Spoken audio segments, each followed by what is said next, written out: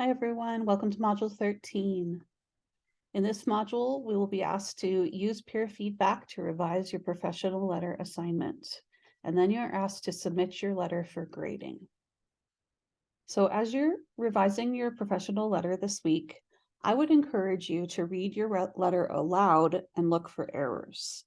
So sometimes when we read our work aloud, this can help us to hear or see things that we may not have noticed before. I'd also encourage you to read your letter backward, starting with the last sentence, and then read the next to last sentence, and so on. So when we look at our letters then and we read the last sentence, and then the previous sentence, and the sentence before that, that helps us take our writing out of context, and it can help us see gaps or missing information. You might also evaluate your format. So are you using full block format or a professional letter writing format? So notice the sample letter here on the right side of the page. This is what is called block format. So block format includes your contact information on the top. If you'd like to, you can include your first and last name, but this is optional. The date on which you were writing or sending the letter, the contact information for the person to whom you're writing. We include a salutation like dear hiring manager or dear a specific person. And then we have focused paragraphs that are aligned on the left side. So we have an introduction paragraph in which we state our purpose for writing. We have body paragraphs that each focus on topics and include relevant details and examples. We have a conclusion in which we thank the reader for their time. And then we sign it with a salutation and our first and last name. And so this is full block format. You might make sure your letter is in a professional format like this. I'd also encourage you to evaluate your paragraphs. So consider if each paragraph includes a topic sentence, so a sentence toward the beginning that helps us understand what the purpose or point of each paragraph is. And then do you have specific details and examples that support your paragraphs? Then evaluate your tone and your word choice. So are you using formal writing? Are you spelling out words fully? So rather than writing C&M, we want to write Central New Mexico Community College. Rather than using I'm, we want to use I am. And so these are some suggestions to help you revise your letter. I wanted to also show you a sample letter and give you some advice. And so this is from a student named Emma. Here is Emma's posting assignment where she let me know that she was applying for a position as a lead teacher or an assistant teacher at Springstone Montessori School. And so I would encourage you to look back at the job posting that you've used or the scholarship posting that you've used for your letter assignment. Be careful to include the specific information you see. So if you're applying to a job, we want to be sure we include the title of the company or organization. If you're applying for a scholarship opportunity, we want to include the title of that opportunity. We also want to include evidence of meeting the requirements. And so in this case, the position requires a 45-hour early childcare certificate, CPR and first aid, a background check, and then it says here the following would be a plus. So these are preferences: experience with young children, experience with early childhood curriculum, a sense of humor, ability to make fun, and a love for young children. And so Emma's letter should include all of these qualifications that the employer is seeking. We want to look closely and make sure that we have all of the experience that's required. And so this position requires a high school diploma or equivalent and at least 1 year experience in childcare. And so notice that this position does not include the address for the school. And so if you're applying to a job, I would encourage you to search online to make sure you get the address for the company or organization. And so here is the address for the school that Emma was applying to. And this is Emma's first draft of her letter. Notice that it's missing several things. We don't yet have her contact information on the top. And so if she sends this to the employer, it's going to be hard for the employer to contact her, especially if she drops off a printed version, right? Also, by using dear sirs, that can insult a reader. So imagine if the reader is female, or if it's a committee that includes men and women. We want to be careful to not insult our readers. Also, we have one big paragraph of text instead of separating into focused paragraphs. And we need to move this ending here right over to the left side. And so we have several things that are missing, and we need to organize our ideas.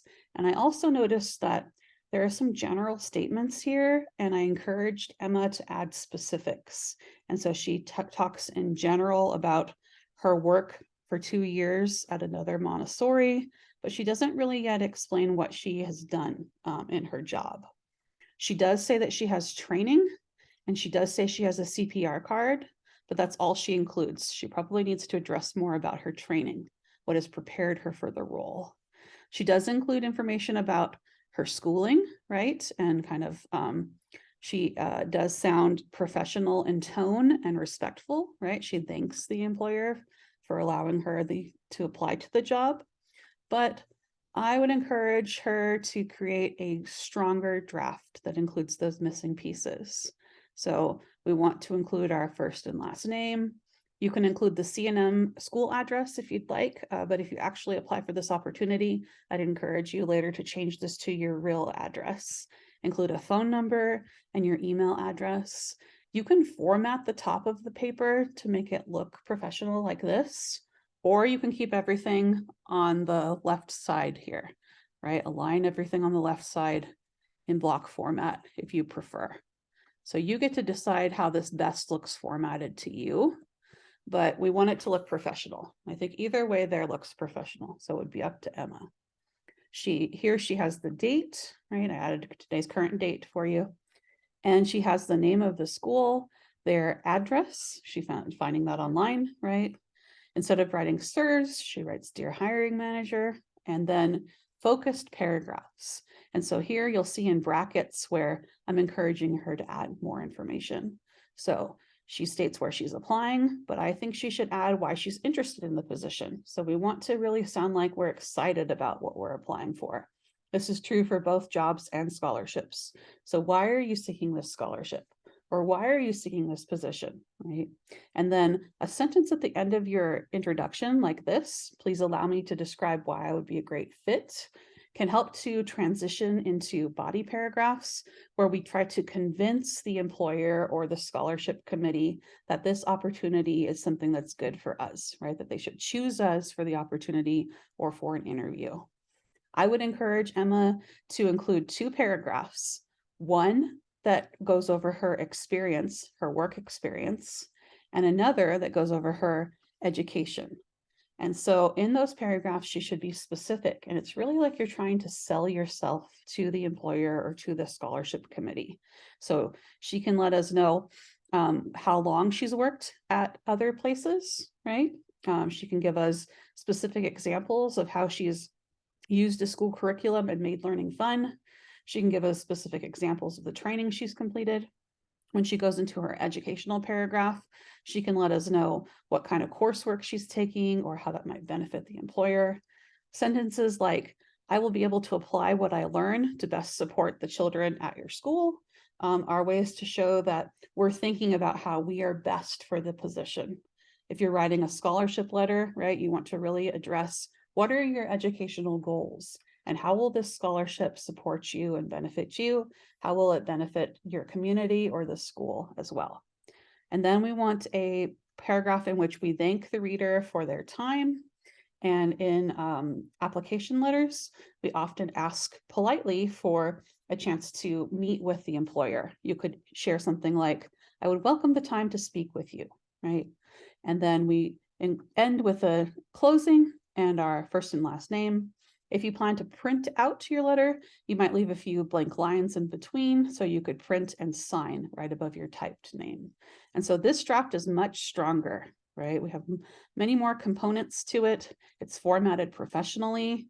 All of the words are spelled out fully. I am, right? We see that Central New Mexico Community College is spelled out fully. And then we have in parentheses the abbreviation, right? Versus the previous draft was not very convincing and not formal yet. And so think about your own letter and what you might change.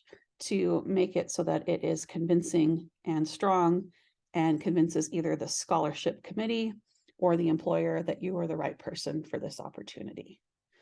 So you'll see a module checklist to make sure you've completed the weekly tasks. I'm here to help you, so please let me know if you have any questions. I look forward to reading your letters, and I hope you have a great week. Great, thank you. Bye.